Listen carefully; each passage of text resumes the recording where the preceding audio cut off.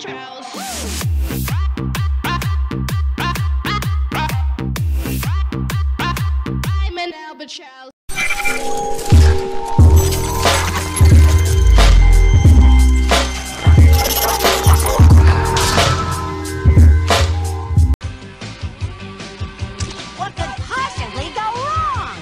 I don't know. How about everything?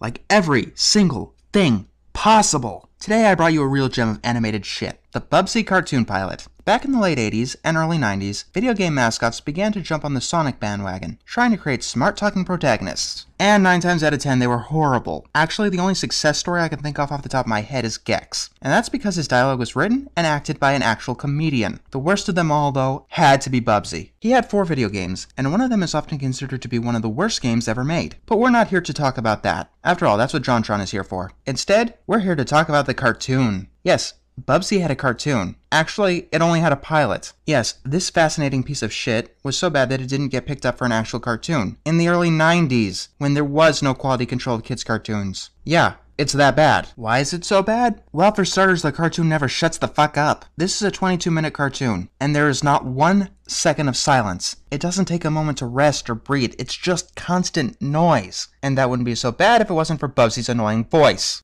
Come on, snap to, Mr. Basket Case. It's me, the Prince of Personality, Bubsy! His voice is nails on chalkboard grating. And I know it is because they actually use the nails on chalkboard sound effect. Twice! Now let's talk about the running joke. What could possibly go wrong?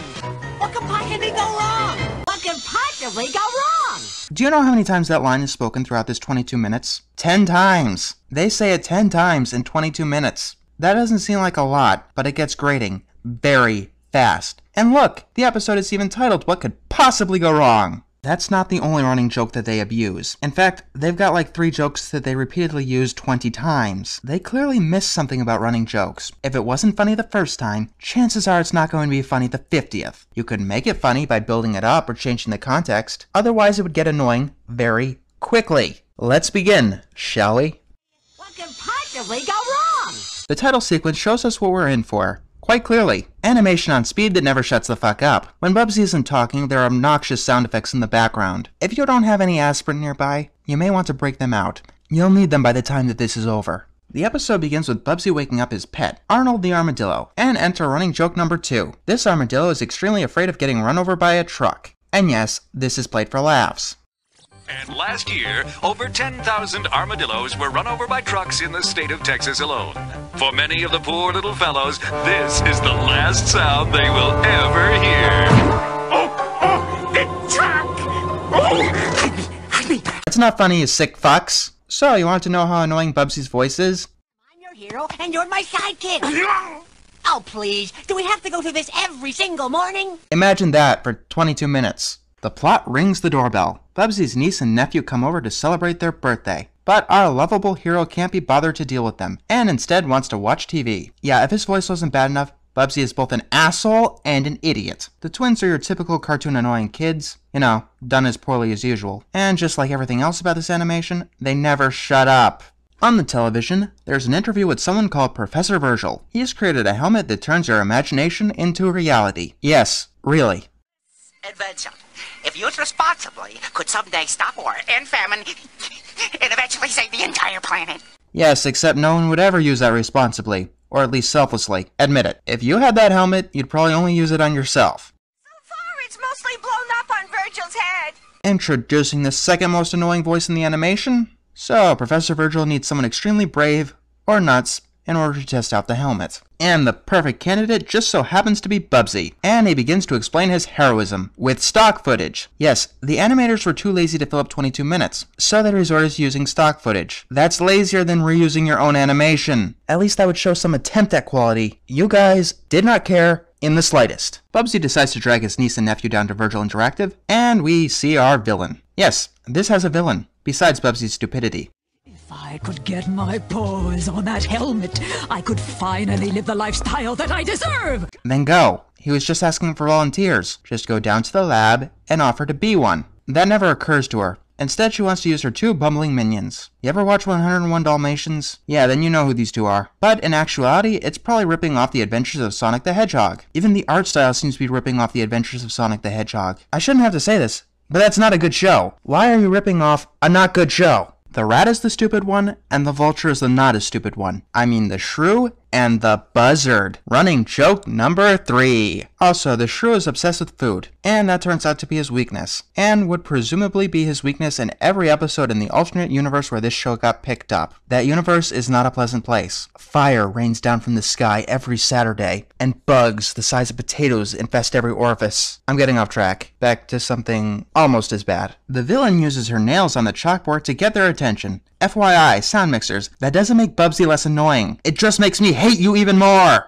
So we cut back to Bubsy, who has just arrived at the laboratory. And enter running joke number 4. Whoever the hell that is keeps mistaking Bubsy's name. No, really, I don't know that white cat's name. I don't think they ever say it. Technobabble, and Bubsy tries on the helmet. God, the Virtual Boy looked better than that thing. Virgil instructs Bubsy to be very specific with his thoughts, or else bad things will happen. This backfires once. The first time. Bubsy thinks about flying, and everyone appears in the sky. Okay, what now, Egghead? Don't you dare remind me of a quality joke from a quality show ever again. Also, because of this scene, I can no longer even count accuracy in this cartoon's favor. Because in the games, Bubsy had the ability to glide. Yes, really. Arnold gets the helmet and... Arnold, whatever you do, don't think of the truck! Quick, don't think about cats! Long story short, the truck appears. And in the latest news, an 18-wheeler truck fell from the sky, killing dozens and turning our lovely streets into ruins of what they once were, scattered with charred rubble and twisted metal. Yeah, no. Actually, they never bring the truck in the sky up again. Bubsy takes the helmet back, teleports them to Virgil Labs, and they have absolutely no explanation of what the hell happened to the truck. Yeah, they just leave a truck floating in the sky. And for some reason, Arnold is still falling when they get back to the lab. Yes, abusing him is a running gag, which I am going to fuse with the truck gag. Virgil tries to scold Bubsy, so Bubsy plays with his suspenders. I don't know. His niece and nephew tell Bubsy that they're bored and want to play with the reality-changing helmet. What could possibly go wrong? Bubsy tells them that the helmet is not a toy, tries to place it down, and accidentally places it on one of their heads. And the 2 of them run outside. The kids start fighting over the helmet, and we cut to the 2 bumbling idiots. They see the kids and the helmet and decide that they want to eat the kids. It's par for the course of Dark Age cartoons. Here's the thing though, this came out in the goddamn 90s, the Renaissance age of animation. I don't know what they were thinking, there was no way the show would ever catch on. So the niece puts on the helmet. I win a pony! Oh my god, is there going to be some semblance of quality in this piece of shit? Is there going to be something I can actually enjoy? Is there going to be something that lets their characters breathe and understands that they can keep kids' attention without constant noise?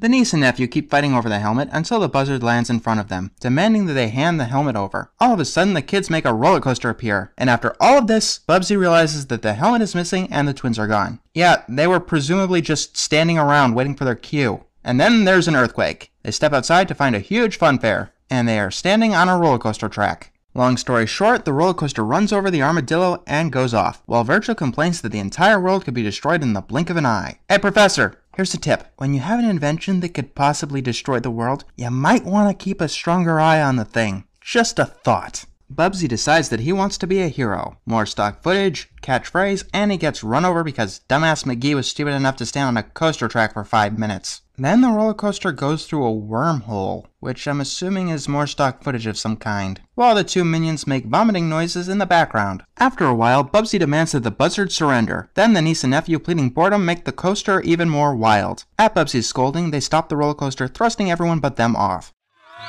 They should have worn their seatbelts! Yes, an accolade should have learned how to make cartoons before trying to make cartoons. We all do stupid shit that results in unfathomable disasters. Suddenly, the niece and nephew are huge, and they step on Bubsy by accident. Unfortunately, it does not kill him. When they go down to normal size, Bubsy scolds them, and then they cry that it's their birthday. Oh, so this cartoon is trying to teach Bubsy a lesson, showing him that he should never have forgotten their birthday. Actually, no. Bubsy is never put at fault for forgetting about the twins' birthday. Instead, the episode remembers that it has the 2 dumbasses, and uses them. The buzzard drops the shrew, and he takes the helmet. Bubsy trades him for a corn dog. Yes, it has a fuse in it. It explodes the buzzard and the shrew into Bubsy, and they fly off with the helmet and the twins. They bring it to their master, and she starts using the helmet to pad out the episode's length, while the buzzard and the shrew drag the niece and nephew away to cook them. Back to Bubsy moping over the fact that he lost the twins and the helmet.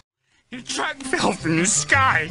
Get a grip, Arnie. Oh, so they didn't forget that plot point. Question: if a truck fell from the sky and hit you square in the head, then why do you still have two atoms together? Oh yeah, so Bubsy can abuse the poor fellow some more. That's not funny, you sick fucks! Virgil gives Bubsy a reality-changing helmet tracking device, but Bubsy doesn't want to use it. Instead, he looks for their number in the phone book and uses it to call the shrew. Bubsy gets him to give their address by convincing him that he's bringing food. Wow.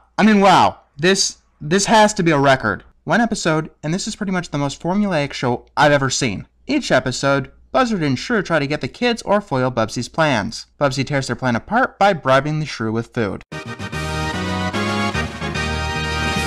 The villain claims that the helmet is making her angry because it's giving her helmet hair. Unfortunately, the Buzzard and the shrew have worse news. Sid here told that idiot Bobcat. What Bobcat? You never told her anything about that Bobcat. You gave her that helmet, and you hurried away to cook the kids. Besides that, the villain has a plan to not answer the door. It's genius! That plan is so foolproof that I'm forced to wonder how the writers are going to have Bubsy thwart it. Wait, the answer is simple. Just use that genius formula! Bubsy claims that he brought the food, and the shrew runs to open the door. Yes, the show got even more formulaic. I don't even know how the hell that's possible. Bubsy threatens to take the helmet back, and the villain scratches her nails on the chalkboard again, this time for no reason. And yes, it's just as grating as before.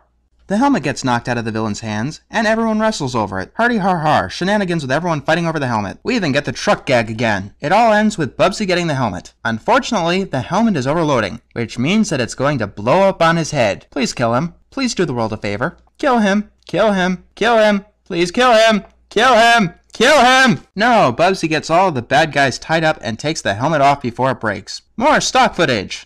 I don't know about you, Arnold, but the thought of our next adventure already has me tingling with excitement. His next adventure was in Bubsy 3D, considered by many to be one of the worst video games ever made. This adventure, however, ends with him putting the helmet back on and getting electrocuted. Of course, he hugs Arnold to get him electrocuted as well. I'm forced to assume that that killed them both because this is the only episode of Bubsy, and thank God for that. So far I've done disgusting bad, and I've done insulting bad, and now I guess I can scratch annoying bad off my list. All I could say is that this was 22 minutes of pure, unadulterated annoyance. If I ever have to hear that god-awful annoying voice again, I feel like I'm going to have to shoot myself. There is nothing redeemable to this idea. It's copy-paste garbage from garbage, which I may have to take on at some point. Yeah, this definitely won't be the last video game adapted show you'll see on here. Unfortunately, this series isn't designed to take on an entire show with just one episode, unless that show happens to be one episode long like good old Bubsy here. Of course, there is plenty of other trash I'm going to have to deal with, and because I'm absolutely psychotic, not only am I going to be trying to do one of these a week during the pony hiatus, but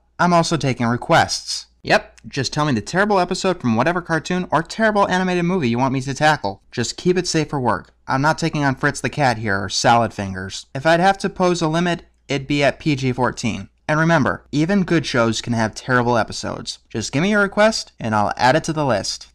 What could possibly go wrong?